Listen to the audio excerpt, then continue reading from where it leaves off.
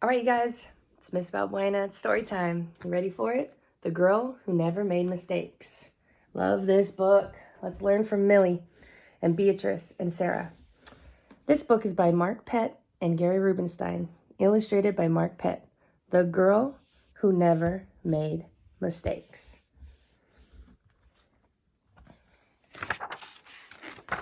All right, here we go. For Beatrice Bottomwell, Friday began like any other day. She matched her socks, and of course, she put her shoes on their proper feet. She remembered to feed her hamster, Humbert, his favorite food, broccoli. And when she made a sandwich for her brother Carl's lunch, she used exactly the same amount of peanut butter as jelly. When she stepped outside to greet her fans, she didn't forget to say good morning and thank you. They asked if she made her bed, and she had. They asked if she forgot to do her math homework. Nope. What about tonight's talent show? They asked. I'm ready, said Beatrice with a smile. After all, her juggling act had won 3 years in a row. Most people in town didn't even know Beatrice's name.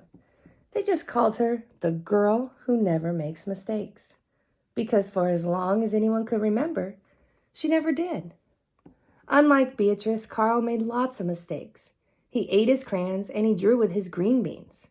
He danced with his hands and played the piano with his feet. Carl loved to make mistakes. At school, Beatrice was on a cooking team with her 2 best friends, Millie and Sarah. To make the giant rhubarb muffins, they needed 4 eggs. Beatrice went to the refrigerator and carefully chose the biggest, eggiest egg she could find. But on the way back, her legs slipped out from under her.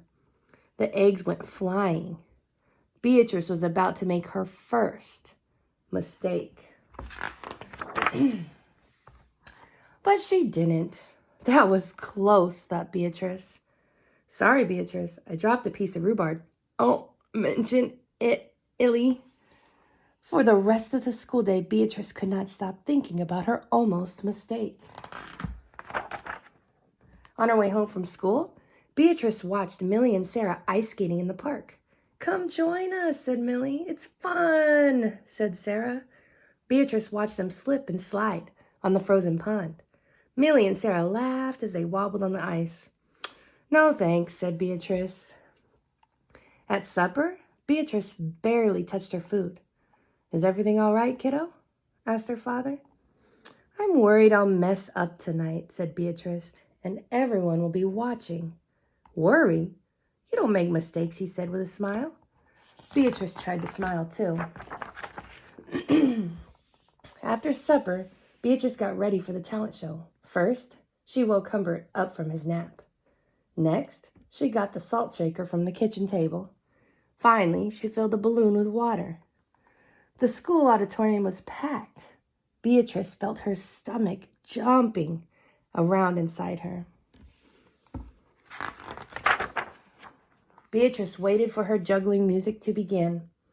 That's her. That's the girl who never makes mistakes, said a woman. Oh, we know she'll be perfect, said a man.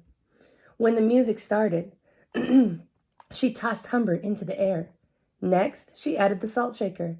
And finally, the water balloon. Beatrice didn't miss a beat. The crowd clapped with delight, but Beatrice noticed something odd about the salt shaker. The specks falling out of it were not white. Achoo! Uh-oh.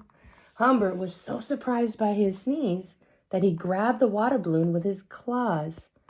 Kablooey! Humbert, pieces of water balloon, and the pepper rained down on top of Beatrice. For the first time in as long as anyone could remember, Beatrice made a mistake, and it was a big one. The music stopped. Beatrice didn't know what to do. Cry or run off stage? The crowd sat stunned. They couldn't believe that the girl who never makes mistakes made a mistake.